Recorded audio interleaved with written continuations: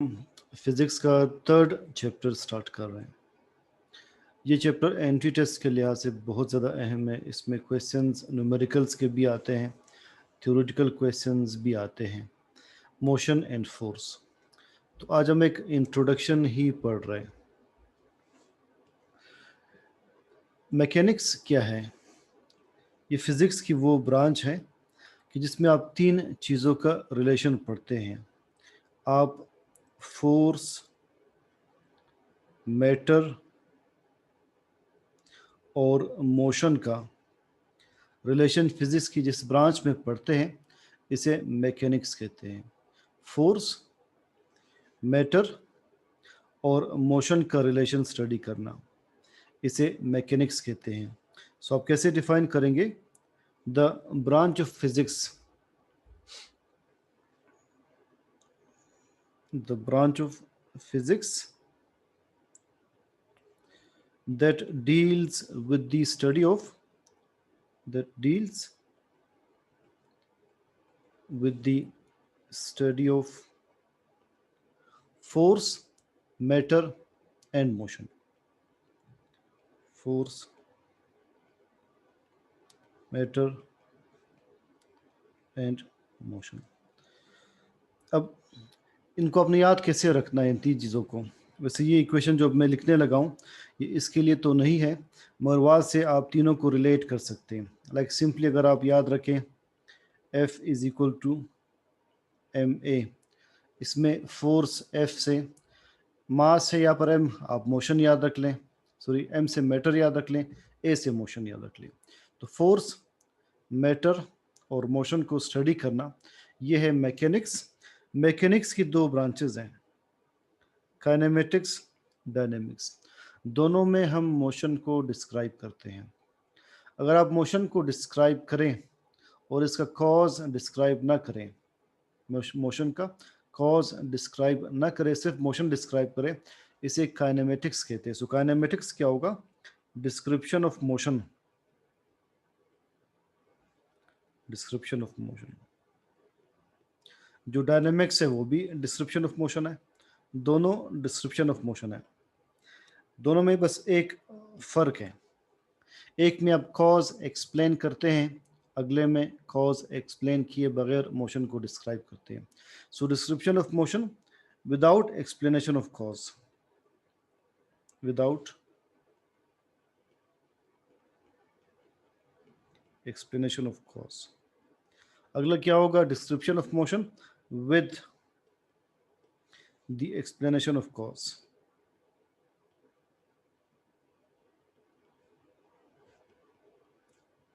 वैसे ही motion describe करना और उसमें कॉज नहीं बताना। लाइक कॉज मोशन का क्या हो सकता है? अगर बॉडी स्ट्रेट मूव कर रही है, बॉडी स्ट्रेट मूव कर रही है, यहाँ पर मोशन का कॉज क्या होगा? फोर्स। तो फोर्स के साथ डिस्क्राइब करना डायनेमिक्स है, विदाउट फोर्स यानी विदाउट कॉज डिस्क्राइब करना ये काइनेमेटिक्स है। एक बॉडी सर्कुलरली मूव कर रही है, जब भी कोई बॉडी सर्कुलरली मूव करती है, what is the cause of motion? Torque.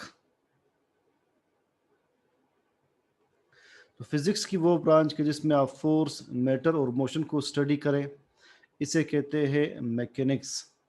इसके दो ब्रांचेस हैं, एक है काइनेमेटिक्स, अगला है dynamics.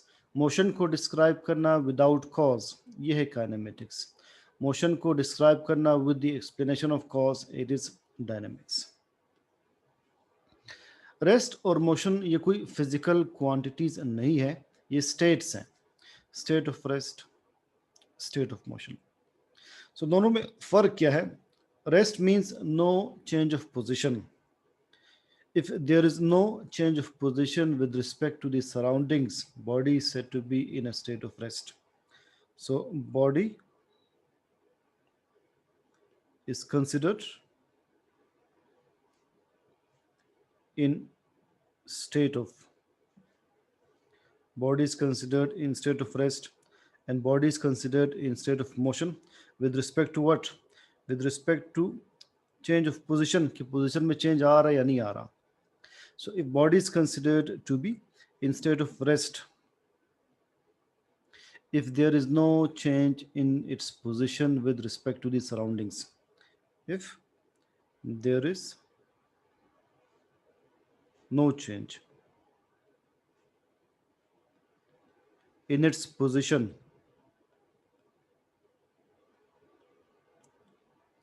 with respect to the surroundings. अब आप इस अपने रूम में देख लें, आप इस हॉल में देख लें, क्लास में देख लें, कहीं पर अगर पंखा लगा है तो with respect to the surroundings उसकी पोजीशन में कोई चेंज नहीं आ रहा, वो स्टेट ऑफ रेस्ट में है। आपके सामने लैपटॉप पड़ा है, स्टेट ऑफ रेस्ट में है। आप किसी चेयर को देख रहे हैं, स्टेट ऑफ रेस्ट में है। मगर अगर आप मूव करके एक जगह से दूसरी जगह चले जाते हैं, आपकी पोजीशन में चेंज आ जाता है, it means you have moved. Movement और लोकोमोशन में क्या फ़र्क है, वो बायोलॉजी में अलग से पढ़ते हैं। सो मोशन क्या है? Motion is considered body is considered in state of motion if there is a change in its position with respect to the surroundings. So body is considered in state of motion if there is change in its position with respect to the surroundings.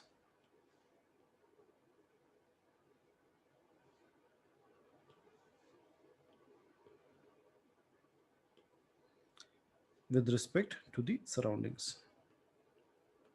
With respect to the surroundings. Motion के 3 types हैं। जो physics first year में पढ़ रहे वो 3 types हैं। जब types कई ज़्यादा डिस्क्राइब कर सकते हैं। एक है translational motion. This chapter, which is the 3rd chapter, it is about translational motion. अगली होगी सर्कुलर मोशन जो आप चैप्टर 5 में पढ़ेंगे। अगला है वाइब्रेटरी मोशन जो चैप्टर 7 में पढ़ेंगे। तो ट्रांसलेशनल मोशन, जिसे आप एक और नाम देते हैं लीनियर मोशन। अगर एक बॉडी स्ट्रेट लाइन में मूव करें लाइक दिस, इसकी मोशन ट्रांसलेशनल मोशन है। एक कार की मोशन ये ट्रांसलेशनल मोशन है। Motion of a body in a straight line या simply line. Translational motion is motion of a body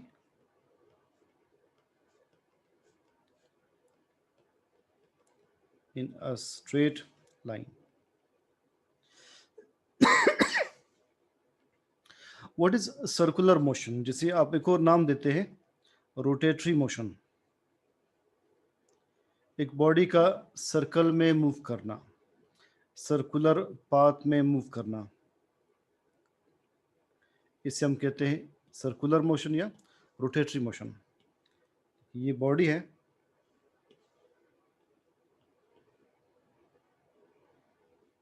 इसका सर्कल में मूव करना, this would be circular motion.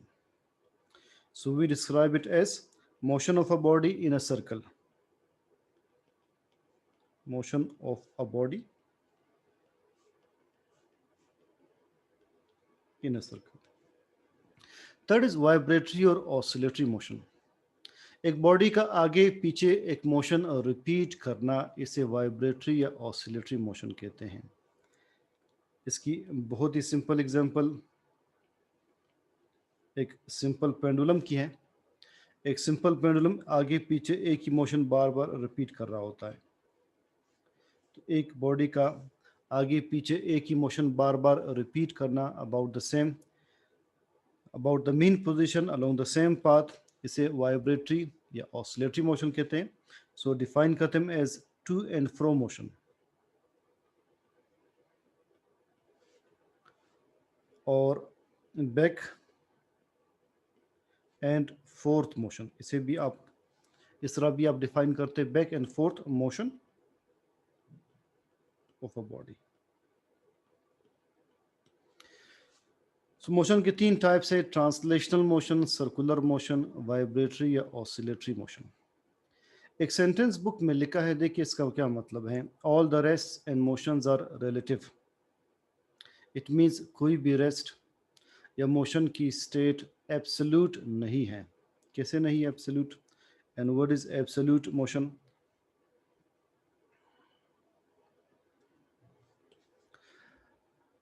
हम कंसिडर करते हैं इसी क्लासरूम को कि जिसमें आप बैठे हैं, ये जो भी रूम आप यूज़ कर रहे हैं इस वक्त, ये रूम अर्थ के सरफेस पर मौजूद है। So this is the classroom. अगर मैं आपसे कहूँ कि जिस रूम में आप बैठे हैं, इज इट एट रेस्ट और इट इज़ मूविंग? मोशन का मतलब ये कि अपनी पोजीशन चेंज कर रहा है, गाड़ी की तरह नहीं कर रहा। So this is at rest. आप चूंकि इस रूम में बैठे हैं, विद रिस्पेक्ट टू यू, आप इस रूम में बैठे हैं, with respect to you this room is at rest. मगर इस रेस्ट की स्टेट को मोशन प्रूव किया जा सकता है। कैसे? देखिए, एक शख्स एक और सैटेलाइट से आपको ऑब्जर्व कर रहा है, या से आपको ऑब्जर्व कर रहा है, किसी दूसरे सैटेलाइट से एक शख्स आपको ऑब्जर्व कर रहा है।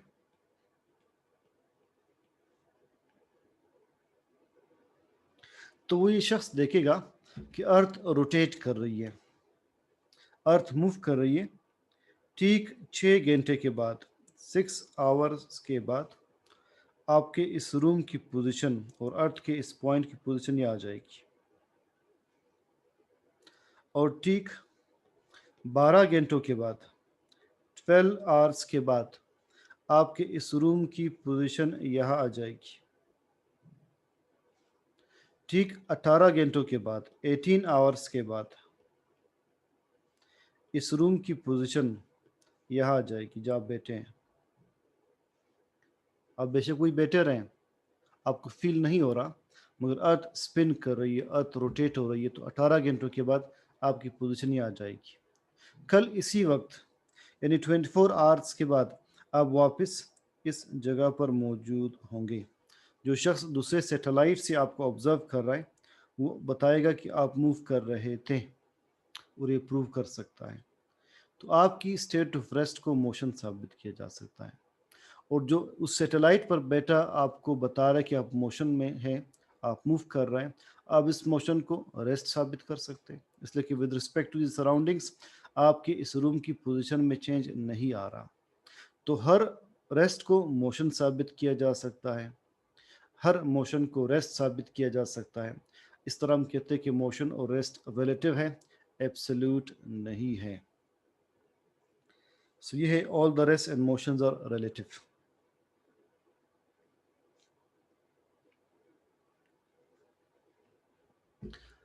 Distance and displacement.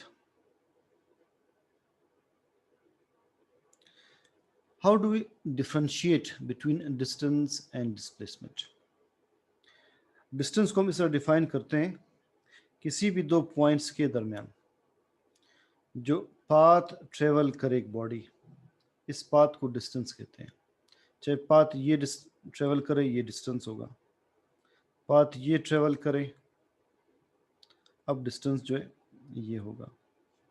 So path travelled by a body is known as distance, या सिंपली हम इस तरह भी डिफाइन करते हैं, the length of path, the length of path traveled by a body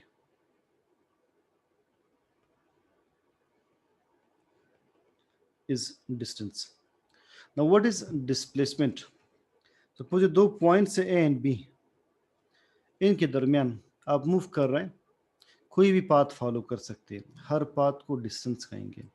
मगर इन दो पॉइंट्स के दरमियान जो शॉर्टेस्ट डिस्टेंस है, ये डिस्टेंस, इसे आप डिस्प्लेसमेंट कहेंगे, डिस्प्लेसमेंट। तो किसी भी दो पॉइंट्स के दरमियान, सपोज पॉइंट ये है, इट इज़ ए, एक पॉइंट बी ये है, आप यू जाकर यहाँ पर आ जाए, जो आपने पाथ फॉलो किया, इस पाथ को डिस्टेंस कहते हैं। डिस्टेंस स्केलर है, सिंपली डी से शो करते हैं। मगर इन दो पॉइंट्स के दरमियान जो शॉर्टेस्ट डिस्टेंस है, इस शॉर्टेस्ट डिस्टेंस को डिस्प्लेसमेंट कहते हैं, and displacement is a vector quantity. तो किसी भी दो पॉइंट्स के दरमियान शॉर्टेस्ट डिस्टेंस को डिस्प्लेसमेंट कहते हैं। ये इसकी एक डेफिनेशन है कि the shortest distance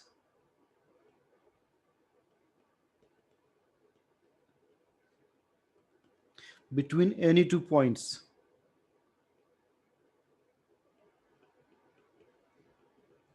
is displacement। एक और डेफिनेशन है जिसमें हम ज़्यादा इंटरेस्टेड होंगे कंसेप्चुअली, और कुछ पॉइंट्स उसी डेफिनेशन ही से क्लियर होंगे। सेकंड, हम इस तरह डिफाइन करते हैं डिस्प्लेसमेंट को कि change in the position of a body, change in the position of a body in a particular direction, in a particular direction is displacement। किसी खास डायरेक्शन में बॉडी की पोजीशन में चेंज आना, ये डिस्प्लेसमेंट है। ये सेकंड डेफिनेशन अभी आपको क्लियर होगा। See the next part, what is unit of displacement. Displacement का यूनिट हम मीटर लिखते हैं। What is the direction of displacement. हम डिस्प्लेसमेंट की डायरेक्शन हमेशा इनिशियल पॉइंट से फाइनल पॉइंट की तरफ बताते हैं। So it is always directed from the initial towards final point. It is directed from the initial towards the final point। Initial से final point की तरफ डिस्प्लेसमेंट की डायरेक्शन ली जाती है। Displacement is independent of the path followed. अब path कोई भी follow करे, डिस्प्लेसमेंट सेम रहेगी। इस स्टेटमेंट का ये मतलब है। अब हम प्रूव करते हैं कि इसे, एक पॉइंट ए है, ये इनिशियल पॉइंट है। आप मूव करते हैं इस पाथ को फॉलो करके और एक फाइनल पॉइंट बी तक आ जाते हैं। तो जो आपने पाथ फॉलो किया, इस पाथ को डिस्टेंस कहते हैं। आप जब ये पाथ फॉलो करेंगे, सपोज ये पाथ 1 है, तो डिस्प्लेसमेंट क्या होगी। डिस्प्लेसमेंट ये होगी shortest distance, it is displacement. अब आप बेशक कोई भी पाथ फॉलो करें, आप फॉर एग्जांपल पाथ ये फॉलो करें, पाथ 2 फॉलो करें, डिस्प्लेसमेंट चेंज हो रही है? नहीं, डिस्प्लेसमेंट सेम होगी।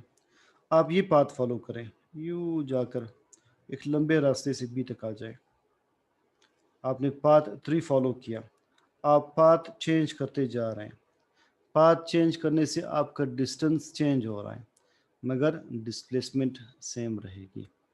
तो जब तक initial and final point same है, आप जो भी पाथ फॉलो करें, डिस्टेंस चेंज होगा, डिस्प्लेसमेंट सेम रहेगी। तो displacement is independent of the path followed. अगर आप एक बॉडी जो है बहुत सारे पॉइंट्स से होते हुए, सपोज एक बॉडी पॉइंट ए से मूव करे, ए से आ जाए बी पर, बी से बॉडी आ जाए सी पर, सी से बॉडी मूव करे डी पर आ जाए, और फिर बॉडी वापस ए पर आ जाए। जहाँ से बॉडी ने मोशन स्टार्ट की थी, वापस उसी इनिशियल पॉइंट पर बॉडी आ जाए, तो इस बॉडी ने डिस्टेंस ट्रेवल किया है। और इस बॉडी का डिस्प्लेसमेंट क्या होगा। इस बॉडी का डिस्प्लेसमेंट आप ज़ीरो कंसिडर करेंगे। अगर कोई बॉडी वापस इनिशियल पॉइंट पर आ जाए, तो इसकी डिस्प्लेसमेंट को हम ज़ीरो कंसिडर करेंगे। वाई, पहले आप इसका कंसेप्ट देख लीजिए, फिर मैं मज़ीद एग्जांपल्स बताता हूँ। इसलिए कि सपोज आपके सामने स्क्रीन लगी है, स्क्रीन के एक साइड पर इरेज़र रखा है, जिसे आप वाइट बोर्ड मिटाते हैं। अब इस इरेज़र को अगर आप उठाकर स्क्रीन के अगली साइड पर रखते हैं, आपने इस बॉडी को डिस्प्लेस किया, अपनी जगह से हटा दिया, ठीक है, इसमें डिस्प्लेसमेंट काउंट होगा। मगर अब अगर मैं आपके सामने वाइट बोर्ड के पास खड़ा हूँ, मैं इरेज़र स्क्रीन के एक साइड से लेकर अगली साइड तक ले जाऊं, वापस अपनी इनिशियल जगह पर रख लूं, तो इसका डिस्प्लेसमेंट 0 होगा, इसलिए कि मैंने इसको डिसप्लेस किया ही नहीं है। आपने इसको डिसप्लेस नहीं किया, अपनी जगह से नहीं हटाया। जहाँ पर पहले मौजूद था फाइनली वही मौजूद है। तो अगर एक बॉडी को आप अपनी जगह से हटा दें, वापस उसी इनिशियल पॉइंट पर रख लें, इसका मतलब है उसकी फाइनली पोजीशन में कोई चेंज नहीं आ रहा, तो डिस्प्लेसमेंट 0 कंसिडर होगी, डिस्टेंस काउंट होगा सिर्फ। ठीक है, तो जब भी एक बॉडी वापस इनिशियल पॉइंट पर आ जाए, इसकी डिस्प्लेसमेंट 0 होगी। आपके स्टेटमेंट देखें, if after moving through different points a body reaches the same initial point, then displacement is 0। Book में जो इसकी एग्जांपल दी है, फॉर एग्जांपल ये एक स्विमिंग पूल है, there is a swimming pool. एक स्विमिंग कंपटीशन में एक स्विमर यहां से डाइव करता है, a swimmer dives from this point, he swims across to the other end and then swims back and reaches the same initial point। तो लिहाजा इसने डिस्टेंस ट्रेवल किया है, इसकी डिस्प्लेसमेंट को आप 0 कंसिडर करेंगे। So if after a swimmer moves through different points and reaches the same initial point, his overall displacement is considered 0। मजीद ये क्वेश्चन इस तरह से आ सकता है, आपसे कहा जाए कि एक बॉडी इस ट्राइंगल में है, बॉडी ए से मोशन स्टार्ट कर ले, ए से आ जाए बी पर, बी से आ जाए सी पर, सी से वापस ए पर आ जाए, तो वापस ए पर आने के बाद इसकी डिस्प्लेसमेंट क्या होगी? 0। एक बॉडी वापस इनिशियल पॉइंट पर आ जाए, इसकी डिस्प्लेसमेंट 0 होगी, चाहे जो भी पाथ फॉलो करें। ये सवाल आपको इस तरह भी दे सकते हैं, एक बॉडी एक सर्कल में मूव करें, इस सर्कल में आप इनिशियल पॉइंट सपोज ये कंसिडर करते हैं, ये इनिशियल पॉइंट है, ये बॉडी ए से मूव करे, ए से मूव करते हुए वापस ए पर आ जाए, तो इसकी डिस्प्लेसमेंट अगेन आप क्या लेंगे? 0 लेंगे। तो जब भी कोई बॉडी वापस इनिशियल पॉइंट पे आएगी, डिस्टेंस काउंट होगा, डिस्प्लेसमेंट आप 0 कंसिडर करेंगे।